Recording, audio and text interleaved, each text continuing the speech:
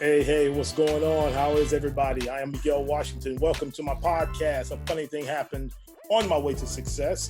This is episode 7. And for those who don't know anything about this podcast, or if it's your first time joining me, thank you for joining me, subscribing to Miggy's World. Tell you a little bit about my podcast. It's basically a show where I interview my friends, fellow comedians, entertainers, singers, dancers, ventriloquists, jugglers, magicians, you name it. All of us who worked on the ship, work on the road together, or entertainers who are on the grind. We have not made it to stardom. We have not made it to that superstar level, but we do what we do because we love what we do. And we have amazing stories that you will be interested in. Just tune in to A Funny Thing Happened on My Way to Success on my YouTube channel, Miggy's World. Subscribe, or you can go to any platform, podcast, Spotify, iTunes, you name it, I'm there. So tonight, with what can I say? I got a special guest on today. He's when I was from my hood. Let me just say it like that. From my hood, when we say you clowning, you're a clown.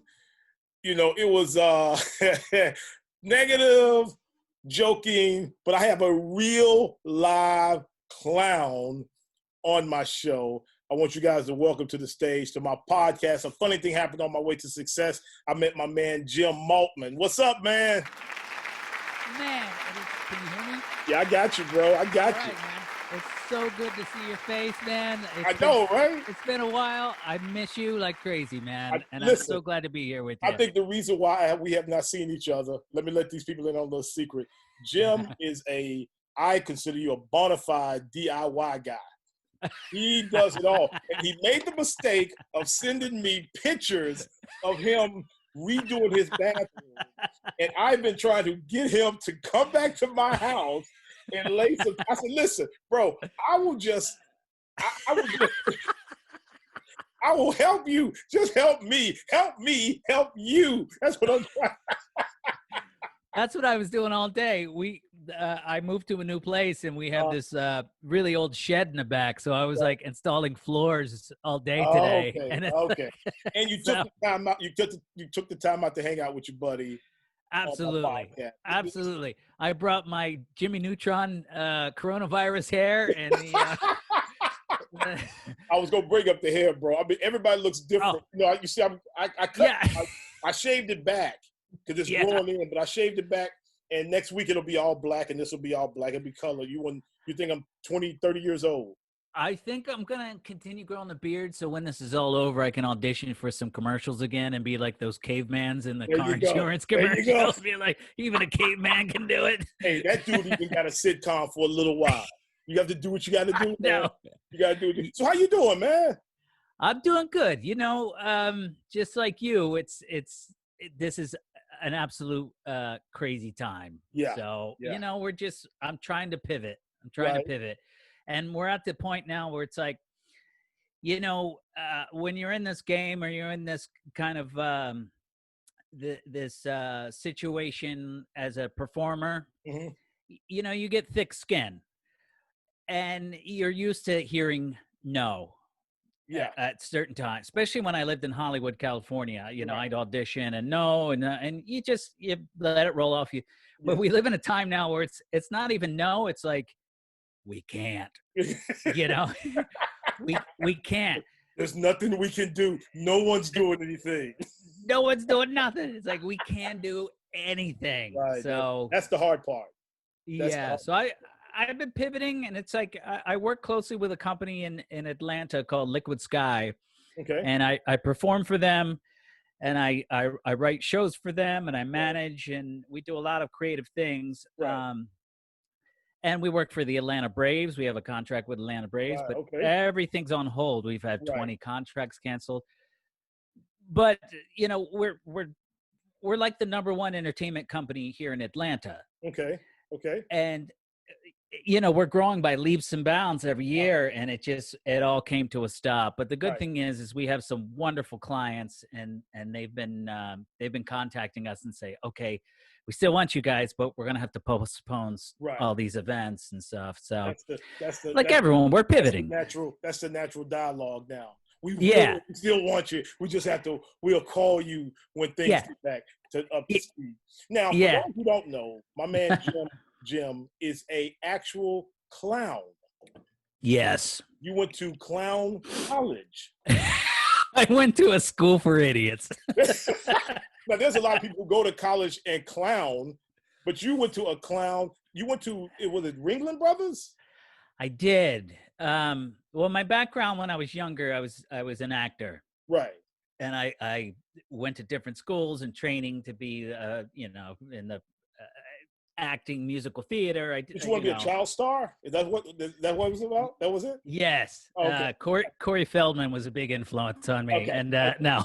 Okay. No. No. Oh my God. Well, we already going on to another level right there. No, my background was acting, and I was doing a lot of, I fortunately, as a young man, I come from a kind of broken home, and it's like I was fortunate to have a theater teacher that really took an interest in me, and right. She really encouraged me, and I said, like normal, do some high school plays and stuff, right. and it was an outlet, escape, right. And next thing you know, I started doing all these productions, and I'm originally from New Jersey. Okay. So I started doing all these things in the tri-state area, and then was it around early 94? I did a production of Barnum at this dinner theater in Delaware.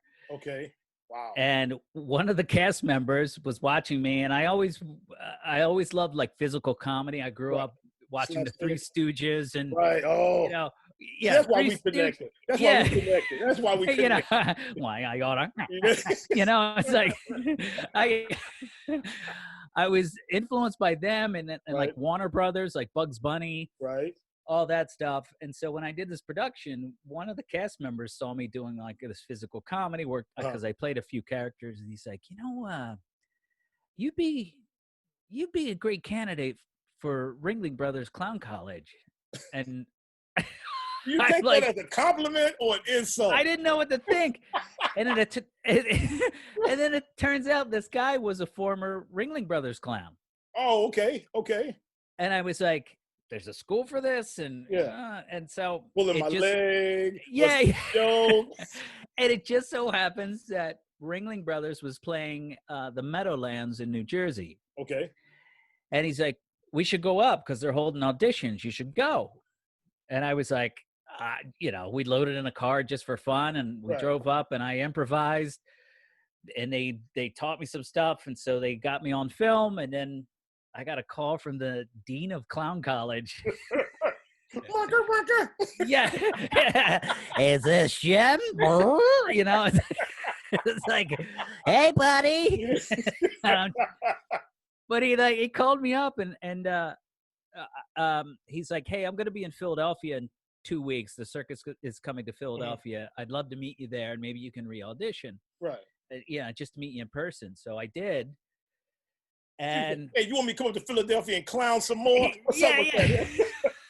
But I didn't know much about clowning. I'd never been to the circus when I was a kid. I think I've been once. Oh, so you didn't know anything? I didn't know anything. I went to Ringling Brothers once when I was a kid at the old Spectrum in Philadelphia. The old Spectrum Arena.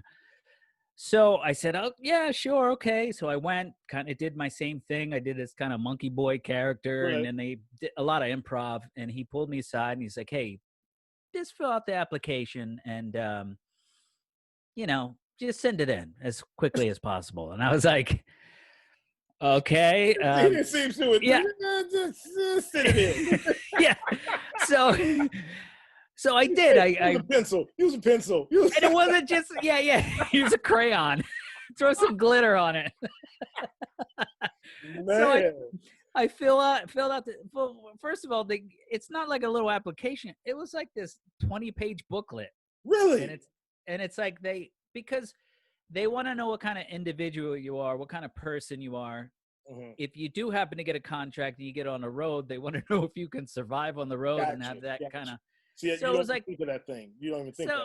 Yeah, there was asking questions like, when's the last time you cried and why? What are your 5 favorite books? Who are your comedic influences? And it's just like all these in-depth like essays and stuff. Like, I'm a man, I don't cry. Yeah. Read, that's for sissies. Yeah. I'm not a reader. Yeah. What? The Notebook? It's like, I cried every time somebody told me to read. I have to read a book. That's how I put those together. I didn't get a deposit. It's like, oh yeah, I've been crying all these last 2 months. Please. So it just the gentleman who was the dean is this fantastic guy named Steve Smith, and he's been associated with Ringling Brothers and all these other circuses for years. And he's like Willy Wonka and balloons and rainbow, everything wrapped into one. He's just a fantastic individual. So I filled out the application, and next thing you know, I get a phone call, and they're like, "You're in." And I was like, "Okay, what happens?" But I didn't realize how hard it was to get into this thing. Really? Because about how many people like apply a year? Do you know? Thousands. Really? At the time, thousands. Wow. And my year, only 25 students were accepted. Okay. And out of those 25, only 4 of us got contracts. Really? So you go through, how long is the college? It was about 2 months, 2.5 months, something like that. But I mean, so it's kind of like a junior college. Yeah. Very community. It was like an online. It was like it's like an online college. It's like a Phoenix course. That's the course. Yeah, that's course.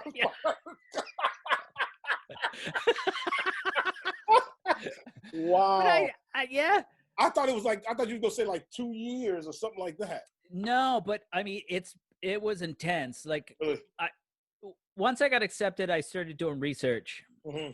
And I found out how hard it was to get into this thing. Right. And then, like I mentioned, I didn't come from the best home. Right. My family situation. I didn't have any money, and like I had to scrape and scrounge to get money. And so I drove this beat up car and drove from Philadelphia to Baraboo, Wisconsin. Ooh. Which is the home of the original Ringling Brothers, the 7 Ringling Brothers. Really? Wow. And so they have a Circus World Museum there. Okay. And so that's where they were going to have Clown College. And so I drove, and I basically, if I didn't get a contract, I was homeless. So after you got out? Yeah. So the circus saved me because I would have been homeless. I didn't have much family support. I mean, I was doing little shows here and there, but I was broke, man. Right. I mean, But a lot of times those entertainers starting out, that's part of our DNA. We go through that period where we're sleeping in our cars, we're sleeping on people's couches, we're chasing a dream. Yeah. Absolutely. So absolutely, you do whatever it is you have to do to continue on for whatever reason, whether it's money, whether it's the love of what you do, whatever, to prove somebody wrong, you're gonna keep doing it because you're like.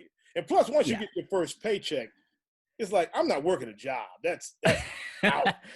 Well, the amazing thing about that whole thing, after about a week in Baraboo, Wisconsin, I was like, I love what's going on. You really bond with these people. And I was like, I would love to get a contract. If I don't get it, I'm homeless. But fortunately, I was given a contract. After I was given a contract, 2 weeks later, I'm in Center Ring in Chicago. Wow. And I toured with them from 94 through 98. Oh, okay. 4-year stint. That's a good. Yeah. I lived on a train, traveled by train. Right. I rode elephants. Right. I was ringmaster. All these things. You dated little women. Yeah. With beards. Absolutely. They're the best kissers.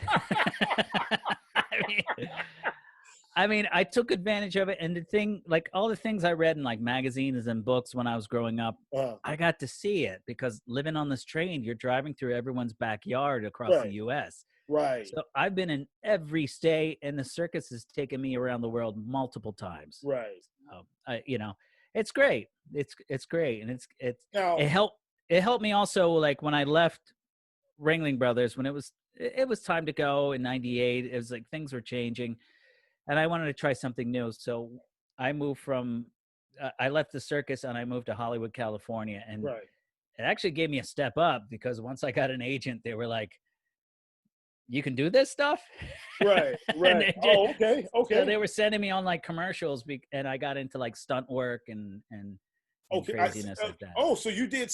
I got a really good friend from high school. Mm-hmm. He's a producer now.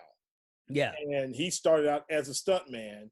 And when he told everybody that he was going to LA to be a stuntman, I remember Eddie Murphy saying when he started doing comedy, yeah, back then, telling somebody you wanted to be a comedian was like you telling somebody you wanted to be a mime. And they're like, what?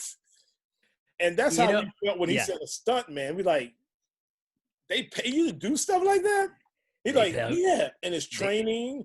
And you got to learn how to fall down some steps. He said, you don't need, somebody had to teach you how to fall down the steps. He said, correctly. Yeah. So I didn't know you did stunt work. Okay, how long did you do stunt work? I mean, on and off for 9 years. Wow. That's a long time for a stuntman.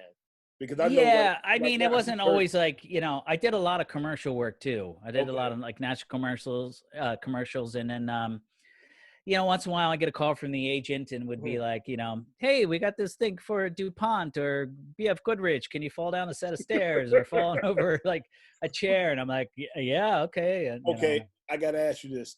Have you done any action movies where they push you out a window or a Western? I did a horse. I remember I got a phone call last minute from a friend of mine who directs. He used to do a lot of movies for what was that Sci-Fi Channel or something like that. Okay, yeah, Sci-Fi Channel.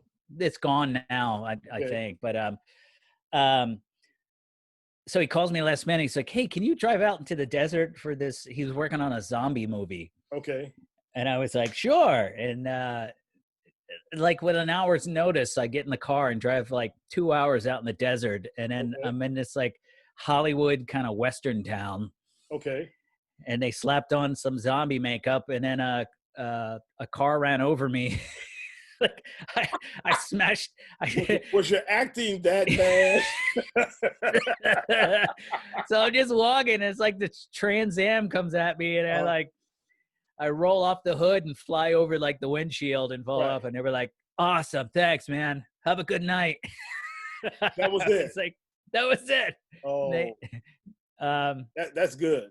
That's like the ship used to call us. Hey, we just want you to come in and do the welcome aboard. That's it. Yeah, that's it. That's it. I mean, it was for the 15 minutes. We're out of here. You paid your money and you go. You go about your business. Yeah. I mean, the last time I did anything like stunt wise, I mean, I still get a residual for the Grinch. Really? Yeah, but how many years ago was that? That was with Jim Carrey. 15, like 15 years ago or something like that. So you did stunt work for that? I played like 5 different characters in that movie. I did stunts and craziness. And then last year? Season 3 of Stranger Things. Okay. They film here in Atlanta. Right. So I did a week on Stranger Things. Season 3. I've been knowing you for we've been knowing each other now 7-8 years, perhaps. Yeah, and I regret every minute of it. Now, see, I should have tripped you in the piazza. That's what I should have done. No, I gotta say, whoever's watching this, when you watch it, the thing I loved about you is you're one of the good guys, and thank you. I always loved because you know that ship life. Yeah. You're living out of that suitcase, and it's just like sometimes you can go on these contracts, and it can be so frustrating. Mm-hmm. And then there's that shining light when you get on. You're just like, Miguel's on. I have someone to hang out with, someone to laugh with, someone to tell stories with. Yes.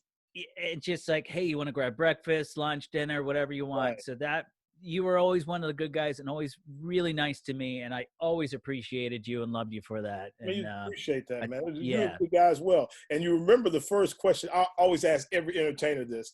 We might hang out that first night, but before we say goodnight, I always say, are you a breakfast person? You breakfast? Because I eat breakfast. You eat breakfast? Okay, Oh, yeah. 10 o'clock. 10 o'clock. Okay, 10 o'clock, we going. Okay. Because, some guys you have to ask, because if you call it that morning, yeah, they ain't the same person you talk to that night. I know. So, yeah, I always ask. I was always the breakfast guy and then Yes. go to the gym. Yes. Yeah. Unless we were in a good port, then it's like breakfast and then like go to the beach, walk to the beach. Well, you was a beach person. I'm not the beach person. I'm like, you go ahead. We'll talk. Yeah. I'm tan. I'm good. Yeah. I didn't notice. Yeah. See, all these years I've known you, if you told me, I don't remember you telling me that you were in the movie The Grinch. Yeah, I used to. I mean, I even did like a little stint on a soap opera. I mean, okay, so you kept a lot of stuff from me. Was it Telemundo? Are you speaking Spanish?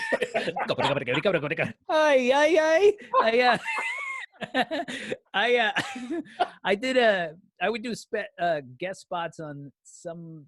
Oh my God, it's been so many years. It was called Port Charles. Port Charles, I remember that. Port Charles. Yeah. I never watched it. I'm not a soap opera person, but I know that show. Yeah. Soap opera, yeah. It was awful. The writing was just so bad. Like, they give me a dressing room, and then I remember one time I got hired. I'm in like a full COVID-19 is going on right now. Right. But in this scene, I was in like a full hazmat suit, and it was like some disease going on in the hospital. And it was like my one line, like I'd come out and be like, I can't even breathe. It's like a whole mask. Right. I'd be like, doctor, you can't come in here. Just that was your line. That was my line. And it's just like I had to be there all day just to come out and be like, doctor. But I remember being on set, and even like some of the main actors were just like, God, this script sucks. Like these are like famous actors, and they're just like, God, who's writing this stuff? It's awful. You notice they didn't say anything to the writers, did they? Yeah, no. Exactly. You do not want to do that. You do not want to do it. Now that's funny. That you were in acting. For whatever reason, as I'm getting ready to interview you, I was going to ask you about, did you always want to be a clown? And the answer is no. You fell into it, kind of. I kind of fell into it, and it kind of fits me. You know what the funny thing is when I was younger, I was a break dancer. Oh, so God. Do you remember like this is why I want to do this podcast, because I wanted to interview and I want other people to know how interesting the acts are on the ship. And I'm learning so much more about my friends than I ever did, because we talk, but we don't, like, you don't drop name. Hey, we know I was in The Grinch with Jim Carrey. You're not that. See, if you were that guy, I wouldn't be talking to you right now. We wouldn't be talking. Yeah. And same thing. I've met so many guys on ships that are like that. And like, you're like, hey, what's your name? Blah, blah, blah. I just did a commercial and I did that. And I'm just like, yeah, okay, well, hey, have a good contract. And I'm with you. We are literally on the same ship together, and we're in the same boat. I don't care what your credentials are. If we get along, that's great. But so, I mean, you remember back in the day, like Beach Street, Reagan, like those things were so such an influence on me, and it's just like that's where I learned how to like pop and lock and all that stuff. I feel so bad now, because that's when I stopped dancing, because I couldn't do that. And now, Jim, you being influenced by it, and I'm like quitting. I'm not sitting on the ground. I live next to my mama whooped me if I get my clothes dirty. I remember I lived next to a car dealership. Like literally, like the lot went right up to our property. Right. And so at the end of the day, they had this big dumpster, and they threw out these like huge pieces of cardboard. Right. And so, you wait till they close and you go over and like grab a big chunk of cardboard and you Right. like practice in the driveway doing the Oh spins. were you good? Were you good? For this interview, I was awesome. I We don't have footage. I wish we had footage. I was actually pretty good. I was pretty good, like a pop lock type guy. Right. But the thing is, learning that and watching the Three Stooges and all that, when I went to clown college, it gave me more of an awareness of my body, like doing physical comedy and like doing the flips. Right. You know, it's like, you know, when I would do a flip, wherever your head goes, your body follows, and it's just like, so it just came natural to me. And I still use a lot of dance in my physical comedy. And have you ever worked with Alfred and Seymour? I've worked contracts with them. Yeah, they were always funny. They were always nice to me. Yeah. But did you ever dance with? Because you know Seymour is an incredible dancer. Yeah. Now I'm okay. Now I'm setting the bar for you. That's why I'm asking you this. You know how good he is. Yeah. Where were you? I was a white guy. No, I mean, I could always move. I could always move and pop and lock. That was always fun. You know, the funny thing about those two, I saw them years ago when I lived in LA.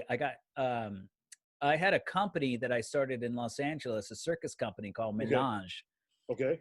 And it was a mixture of like Cirque du Soleil, ex-performers, and Ringling Brothers and stuff. And it became a big success. So, you know, we did a show for 2 years in Hollywood, and it was like the #1 show to see in Hollywood. It was a lot of fun to do.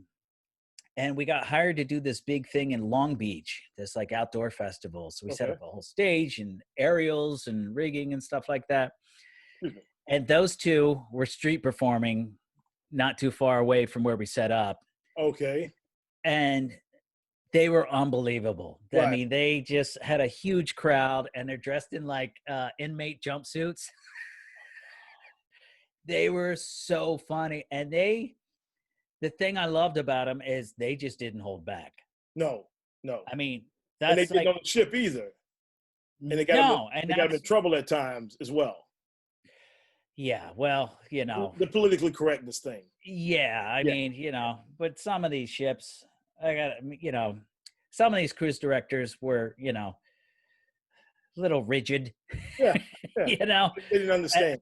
They didn't get it. And it's just like, if you just let a performer actually do what they do best and don't interfere, it's, you know. Well, here's the thing. This is the way I look at it. It's kind of like a college basketball coach who brings a street baller in. Yeah. Said, you're going to play it my way because this is my system. Yeah. And it's like, no, a great coach would just let this guy do what he does. Do what he does. I don't know, but I love that song. I'm going to edit it out anyway. Do it does. Let him do what he do. And zippity doo dah. Okay, that popped in my head. I don't know why. Let him do what he does, and he would grow, because a great coach or great cruise director or entertainment director allows us as entertainers do what we do. Yeah. As opposed to like, no, I've been working the ships for X amount of years, and this is what you do. I've had a cruise director one time early try to tell me what joke to do, and I was like, hey man, don't do that. No, don't do that, because we're not telling them how to do their thing. You know. Thank you. And they hired me, so let me just, if the audience is laughing, well, you know, I think if you do the joke this way, well, I think if you get out of my face, you won't get hit. So let's heed that advice right there. Yeah, it was, you know, some ships it was hit and miss for me. You know, I mean, some cruise directors I loved going on certain ships, and I loved, you know, working with some of these cruise directors. But, you know, like any industry, there's a few bad apples, and you're just kind of like, okay, well, you just got in this position because you were underling for so long, and they were like, all right, let's give him a chance, you know. So see what he can do. Yeah. But the good thing is that all the times we've worked together, Yeah. killed it. And I love working with you. I love watching. I love your physical, because I'm a physical comedian. Yeah. So watching another physical performer, and now Three Stooges connection, I freaking love, because I'm a slapstick kind of guy. I can watch. Yeah. Do you remember the video? This I wish I had. I should pull this up when we do this. Uh-oh. When I put it out. You remember Scarlett, the girl that was singing she was singing, kind of heavy set black girl, and she's singing on this coffee table. She's singing a song, and Was this on a ship? No, this was on YouTube. Oh, No, actually, okay. no. Oh, okay, I'm dating. No, let me date myself. It was on MySpace. Wow. Yes. And she steps to the edge, and the table flips, and she falls back, hits her butt, and I can watch it. When we get off this, I want you to go to just look up this, because I think it's Scarlett, if I'm not mistaken. Was she singing a Whitney song or something? And butt over tea kettle. It makes me laugh every time I watch it. I'm in tears because I love slapstick. I love pratfalls. I love that. Yeah. So I used to watch you all the time, and I love your movement and your personality. It's like you could be tired, but as soon as they hit your name, boom, Jim goes into, it's that Ringling training. It's that Ringling Brothers training. Like, I can't, you got to deliver, Yeah. And the funny thing was, I was doing headline work for years. Okay. And I worked with a comedy partner called Him and Me. Okay. And he was an ex-Ringling Brothers performer too. And so we worked together for almost 9 years. Okay. And we toured the world doing circuses and theaters and such. And then we got hooked into ships, and we did that for a while. And we kind of parted ways. And then the agency was like, hey, we want to try you solo. Okay. And I was doing the headline stuff and having a blast. And they said, yeah, we're trying this Piazza thing. Okay. So you were headlining on Princess. Princess and Royal Caribbean. Oh, and Royal. Okay. Yeah, I was doing Royal Caribbean. And that's what I started off with, was Royal Caribbean. Okay. I did Royal for a long time. And I started doing like the solo stuff. Right. And then Princess talked to the agency, and they were like, hey, would you like to do this this Piazza thing that we're putting on new ships? Right. And I said, oh yeah, I'll give it a shot. So I did it a couple times, and it kind of reminded me of the circus, because it's like theater in the round. Right. And it fit like a glove, because I could just improvise and go, and I never knew what I was going to do. I just threw stuff in a bag. Right. I would improvise and like, they're not responding, so I'll go over here, or everyone, and then next thing I knew, the last like 5 years working with Princess, they just threw me I became their Piazza monkey. Right. they would just throw me down, but I had a blast because they pretty much gave me free reign, and it wasn't as much pressure going in and doing like 45 minutes and I got to end on time. And it's like, just go out there and have fun and go crazy. I always had a blast doing the Piazza. But I found some acts that found it like a downgrade to go into the Piazza. I'm not going to mention any entertainers' names, but I loved it. A few of them that didn't like it. Actually got mad at me because I got on the ship, and some people had saw me perform. Yeah. And I said, oh, you should see such and such tomorrow. He'll be in the Piazza. Because that's what. And then all of a sudden, he thought I was calling him Piazza Boy. And he was mad the whole weekend. I'm like, serious? I was like, all I said was I said, you know what? I don't say nothing now. Because, back in the day, here's the thing about entertainers on the cruise ship. I always run into this all the time. If we're having lunch, if you have seen me perform, people will come up to me and compliment the show, make small talk, whatever. Yeah. If I tell them, hey, Jim will be such and such tomorrow night, Jim will say after they leave, man, don't tell people I'm entertaining. Okay, I'm sorry, I didn't know. The next time I'm on a ship and I'm with James, I don't say nothing. As soon as they leave, oh, you can't tell nobody I was working tomorrow night. I'm like, dude, I can't freaking win. I can't. So I don't say it. I said, listen, I don't say nothing. They'll see you when they see you. I'm not talking to anybody. I'm not doing any promo. None of that. I'm done. Yeah. I always had fun in Piazza. I always had fun. It was less pressure. And the thing I loved about it, it was actually more intimate for me. Right. Where I would show up early and like talk to people sitting down. Like you couldn't really do that in the theater. No. You know, it's like they're sitting there, they're coming in and they're waiting for the curtain to go up. But in the Piazza, it's like I actually got to meet some wonderful people. Like, hey, how you doing? Where are you from? Oh, cool. Hey, what are you going to do tomorrow? What excursion are you doing? You know, it's like instead of like the curtain, I'm not like, hey, I'm entertaining you. It's like, you know. Right. It's a totally different monster. Totally different monster. Yeah. But, you know, I loved it. And then, you know, but I did ships for 13 years, something like that. I did them 20 years. I know. So now here's the thing. So we got to go back to this. So now it'll never be the same. We know this. So in the last, is it 4 years or 3 years, you done had 2 major blows. Now you done froze up on me. I hope you come back. You done had 2 major blows. Ringling Brothers closed down. Can you hear me? Yeah, I got you. I got you now. Yeah. Ringling Brothers closed down, and then the ships went COVID-19. Yeah. Talk to me about when you found out about when was it that Ringling Brothers shut down?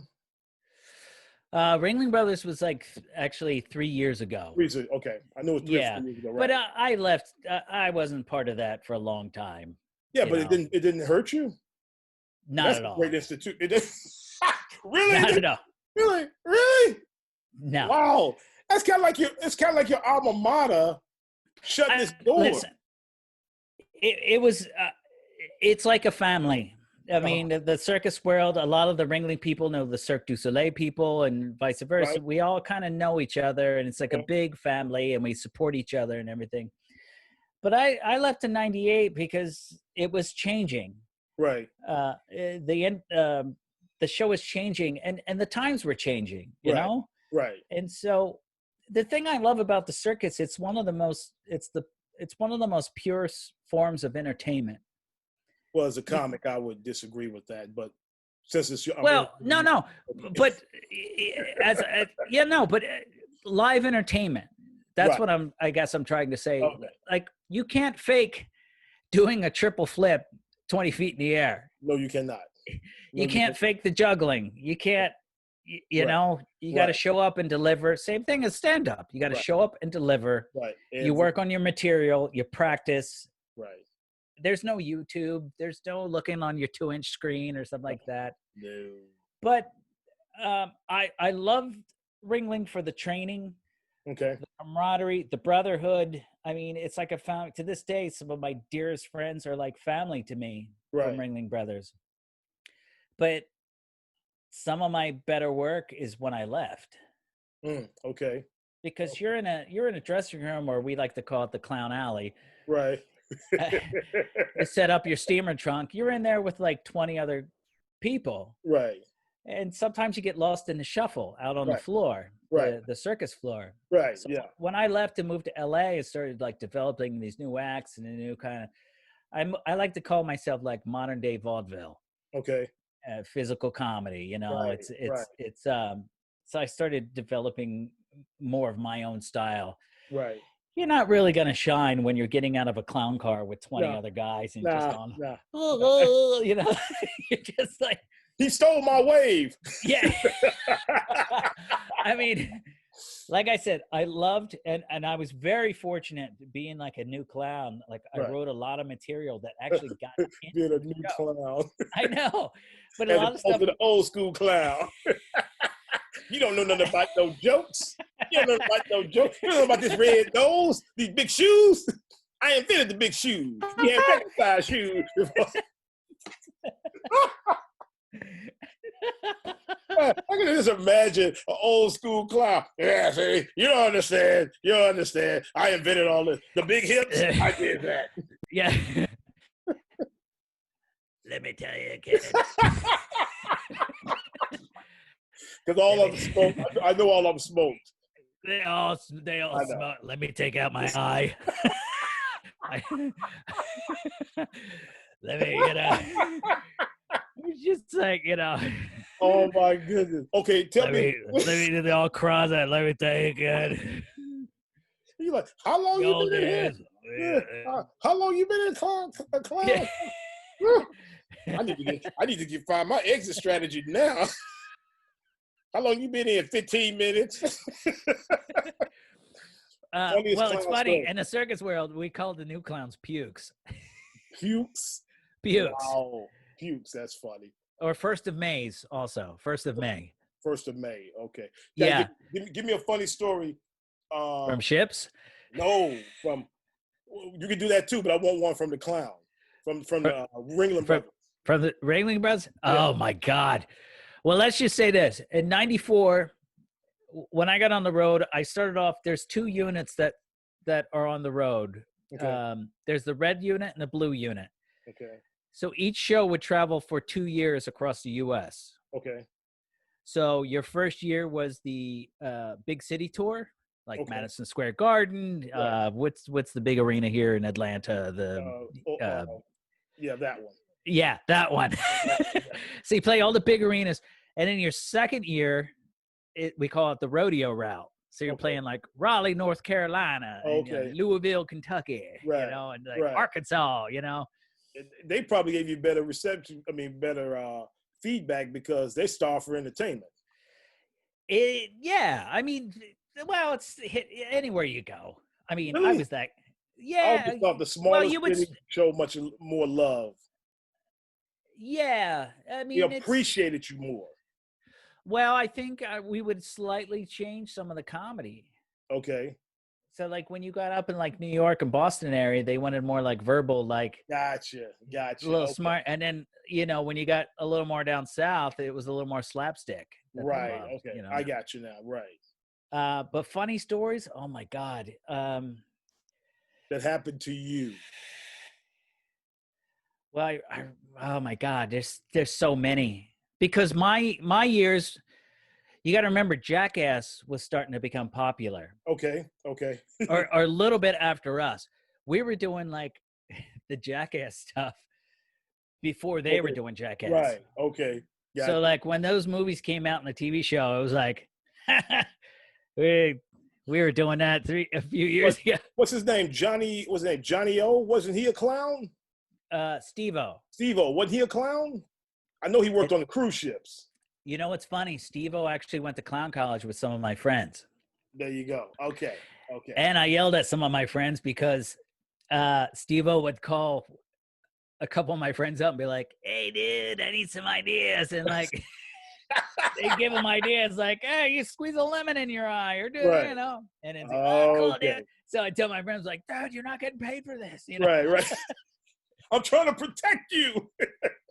Well, a number of these stories I can't say. Okay. We were crazy. Okay. Crazy. I do remember getting yelled at. I forget where we were. We might have been in LA area. I mean, we had a stripper jump from the train. I mean, crazy. Jump from a train? Yes. But the tips that bad? I don't want another quarter. No, she landed on her tips. But thank you. He'll be here all week, folks. He'll be here all week, I do remember, like, we had a floor manager, and before we went out, it was like a celebrity night or something on the West Coast. So I'm pretty sure maybe it was LA or something like that. And he would always take himself so seriously. I can't remember his name though, but he was like, "Hey, listen, we got a lot of people out in the audience, and listen, don't do this, don't do that, don't. And it's like, you don't tell a Ringling clown, no. Like you don't tell a comedian. Yeah, because oftentimes we would save the day if like something happened. We were the first ones to like get out there in case of an accident or like something happened. Can you do a TV spot? Can you do this? And that? Right.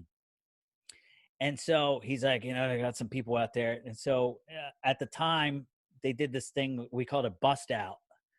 So you'd hear a big announcement, ladies and gentlemen, the Ringling Brothers and Bottom and Belly Clowns. And the curtain went open when we come running out, sit in a ring and do a big hello, Right. So I go out, I go sit in a ring, I get up on the ring curb and I look and there's Ralph Macchio.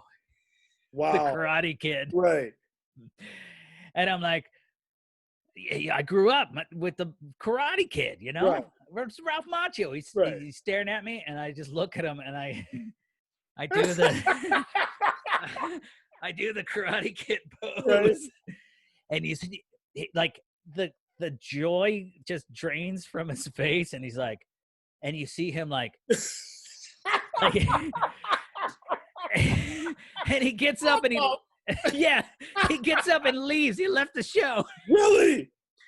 Oh, I got yelled at for that. And I'm just like, what? And then I think one of the craziest and scariest was I know. I scared the Karate Kid. Right. I think one of the craziest was we were in winter quarters putting a show together. Okay. And I think it was like my second year, maybe third year on the road. I'm not sure. Mm-hmm. And I was a part-time ringmaster. Okay. Oh, you had moved up. I got an extra $15 in my paycheck. Yeah. But I was doing it quite a bit because this wonderful guy, Eric Michael Gillette, who was the ringmaster at the time, he was kind of phasing out. He wanted to leave. He had been on the show for many years, so he was doing like these spot dates for other shows. Right. So I was kind of taking over at the time, and I was like the youngest ringmaster in history at the time. Wow. Okay. So it was a lot of pressure on me, and so I was still doing the clowning, acrobats, all the circus stuff, right. And then. So we're in winter quarters. It's like early morning. We just got there. We're starting to run through, rehearsals and stuff. And they pull me aside and they're like, hey, Jim, we need you to do something. And I'm like, what do you need? It's like, it's a ringmaster thing. So if you could just show up and kind of do a thing, And I'm like, well, what do you need? And they're like, we need you to sing the national anthem. What? And I'm like, well, what's it for? And they're like, it's the Tampa Buccaneers' last game in their stadium. And they want you to sing the national anthem? They wanted to like tie in with Ringling Brothers because we were in town. We were down in Florida doing like a thing.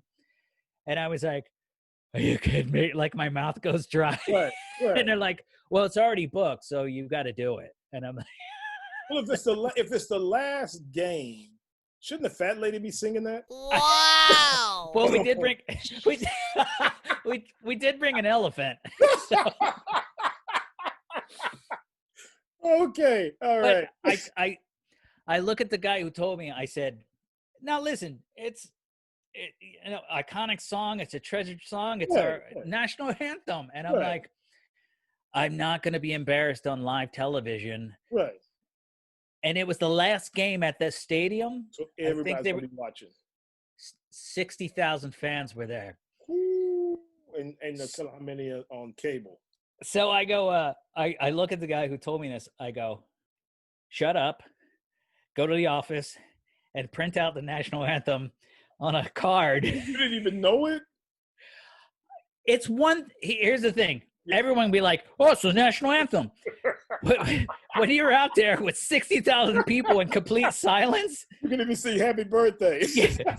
Like, got the mic. You're just like, so I said, go in the office, print this thing out. And I taped it to the inside of my ringmaster hat. And then before I left, the main ringmaster, Eric, was there. And he said, listen, if I can give you some advice, like stuff something in your ear because there's going to be some echo. Right. And I go there and they're like, they hand me a mic. It's like before the game. And I'm like, oh, say. And it was like, oh, say. Like this, like 3-second delay. And I was like, oh, my God. And all the cheerleaders are looking at me just like, this guy's a moron. I'm just like. And then I'm like, oh, I got to start low. I'm like, oh. So I went in the back and I got got into the costume and everything, and they had like a bunch of the dancers and some clowns. They brought out an elephant. And There's got to be footage on this. I got it somewhere, but I'm gonna find it before I put this. I'm standing on the 50-yard line. And they're like, and I couldn't hear anything. I was just point to me when I'm supposed to start. So I walk out the center, and it just gets dead quiet. 60,000 people stand up, take off their hats. I'm like, and they're like, ladies and gentlemen, from Ringling Brothers and Bottom and Billy Circus, James Maltman, your ringmaster. And I'm just like, and you can see me holding a hat, and I'm like, happy birthday. Amazing. Wrong side.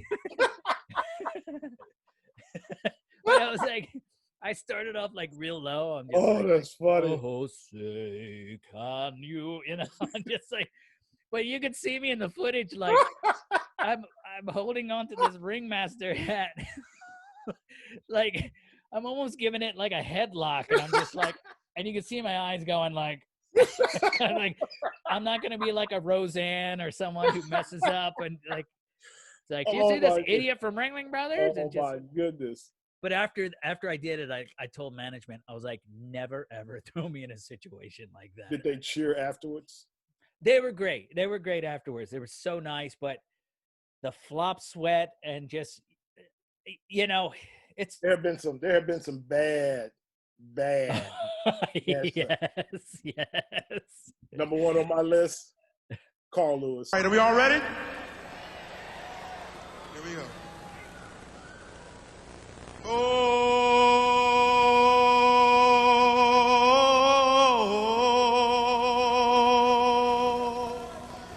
Oh, say, can you see? And the Rockets, red flag. Uh-oh. I'll make up for it now. For the land of the free. I don't remember the Carlos. You don't. Oh, go to YouTube. I will. Carl Lewis, the track star. Yeah, singing the national anthem. He says, "And the Rockets, red glare." Uh-oh. He says, "Uh-oh." That ain't even in the song. So if you got through it and you just sang, you good. Roseanne was she just got through it. I got through it. I got through it. It's I mean, there's so many stories from the road, and that was perfect. Now give me a quick one from the ship. From the ship. And I hope I'm not in any of these stories. No. Okay. One of the craziest things that happened to me on the ship, I was working, this was years ago, I was working for Royal Caribbean. Mm-hmm. And I was on the ship, and it was New Year's. Yeah, it was New Year's. Okay. So I'm on the ship, and I had to open for Charo. I remember she was so nice. She is fantastic. Yes, she was so. She is an amazing performer. Like everyone remembers her from the Love Boat and the whole Hoochie Coochie. Yeah. She was voted, I don't know how many years in a row, like one of the top 10 guitarists in the world. Yes. She is a phenomenal performer. Yes, and a nice person. Very nice. Yes. So they want me to open for her. Okay. I said, how long do you want? And they said, just do like, 15, 20 minutes or whatever, do your circus thing. And so it's New Year's Eve. So everyone's charged up. It was a really fun audience. I had a great time. And then they said, then they called me in my cabin and they said, hey, we want you to do something with Charo up on the Sky Bridge. I forget what ship it was. Yeah. Okay. So I'm up on the Sky Bridge. I said, well, what do you need me to do? What do you need? And they said, could you be Baby New Year? Oh. And I said, you should say not. I said, there was absolutely no way I'm wearing a diaper. I said, I'm a grown man. Everyone's in tuxedos and gowns. I said, I'm not going up there in a diaper. That's underdressed. That is way underdressed. I said, I'm not doing it. I said, Right. if you have another outfit for me, I would love to go up there and have some fun, you know. Right. So we compromised on like, I had these like white shorts, and they did like a kind of like yoga. So they actually toga. wanted you to wear a diaper. Yes. And I was like, no. I'm not doing it. Right. So I put on this like curly blonde wig with the little crown, and I had like we did like a toga type thing. Right. You know, and I was like, I'm fine with that. You know, we're on the Sky Bridge. We're gonna have fun with that. So so there's like, you got to go through like this whole little hallway thing, and you go up in this like little space, like before you go. You've been up there, you know. This was Royal Caribbean. So I'm standing there, and then I had a couple drinks. It's New Year's. Alcohol is always involved. Alcohol is usually involved in these stories. Yeah. Yeah. Not the piazza. The promenade is completely packed. Yes. It is like shoulder to shoulder. It's craziness. So I'm standing there, and I can't even remember who the cruise director was. Okay. The cruise director comes up, and then Charo comes up because he wants Charo up there. So Charo, she is feeling good. Right. She's had like the cruise director was like, before she got to, he was like, she's had a couple glasses of champagne, and but she wants to do this. It's going to be a fun time. I'm like, great. Right. So she shows up. She's got this big glass of champagne. She's got all these grapes in it. Mm-hmm. I don't know. I guess it's I don't know. No, she put grapes. That was her thing. I thought it was a martini, and she just pretended it was a champagne. Yeah. So we're standing there, and like, so the cruise director was like, Charo, this is Jim. He opened the show for you, and you know, Jim, this is Charo, and she's like, oh, I heard you did a good job, and she had that lisp because she's from España, you know. Right. And so I go to put up my hand to shake her hand, and she bats it away. And I'm like, so she bats it away. She's a little tipsy. She reaches forward, and she grabs my whole package. Really? Everything. Oh. And she's got it in my hand. She goes, it's so nice to meet you. Happy New Year. And I'm sitting there going, oh my God. Like, I just wanted to start singing Love Boat or something. It's like, well, just the two of us. I mean, here's this something that's appropriate. But I'm like, this famous like icon is just like, she's a little tipsy, and she's like, wow. It's so nice to meet you. And I was like, it's nice to meet you too.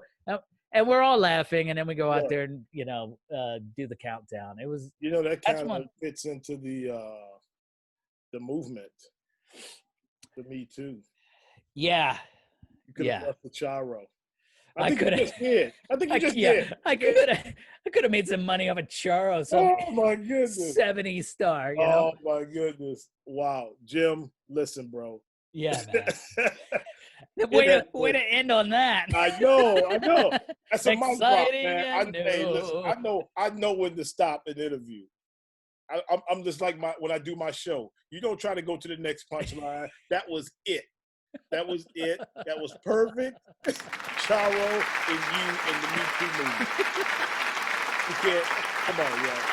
Let me tell you, man, thank you for coming on to my podcast. Brother, listen, you are a true friend, a great entertainer. I've always loved watching you perform. You always inspire me. Same. And our conversations off or away from the ships, or, you know, we're true friends. Yeah. Even though you won't come and help me with my back. But that's another thing. Let me fix my place first. And then... You said it last time. Well, once I take Charo to court and I get some money, then I can fix my place up. Then you'll just send somebody over to do it for me. I'll have it done for you, Miguel. I'm not coming over there. Hey, man, listen, thanks for hanging out with me. A funny thing happened on my way to success. And how can people get in touch with you, Jim? You know, you can find me on Facebook, Jim Maltman, and I'm on Instagram, also Jim Maltman. And then I started a new company with my girlfriend called Belladonna Botanicals. We make really amazing high artisan soaps. So, you know, we're pivoting. I didn't even tell them about the artistry that we didn't even get to cover that part because you're Yeah. an artist as well. Yeah. Man, yeah. Ringling Brothers, clown, great guy, DIY, and you're an artist. Doing art stuff. Oh, wow. Give them that website again so they can check that out. Well, you can find us on Instagram at Belladonna Botanicals. And also I do a lot of writing and performing for Liquid Sky Entertainment here in Atlanta. Okay, cool. I'll put all that up. Don't worry. Listen, thank you for having me on. I miss you, brother, and I do love you. You're one of the really great guys, and I really appreciate everything you've done with this and hanging out with me on ships. And I always had a blast with you. And, same, man. I'm glad you're safe and having fun. I'm good, but we're gonna break bread in Atlanta when all this whole thing. Yeah, I want some more of that fish that you cooked up that one time. That was fantastic. You got to come back over here. And when you come back over here, okay, that's how much lure you in. Man, with fish. This fish is good. Wait, now I got to do a floor. A funny thing happened on my way to success. I met my man Jim Maltman. Thanks, man. Appreciate you hanging out with me. Love you. All right, we'll talk to you soon. Bye. Peace. You can purchase my book at Amazon. Also, listen to the podcast on Spotify, Apple Podcasts, and all podcast platforms. Follow me on all social media platforms, Facebook, Twitter, and Instagram at Miggy's World _. Lastly, to experience and support everything I'm doing, go to my website, miggy'sworld.com. Thanks again, and we'll see you next week.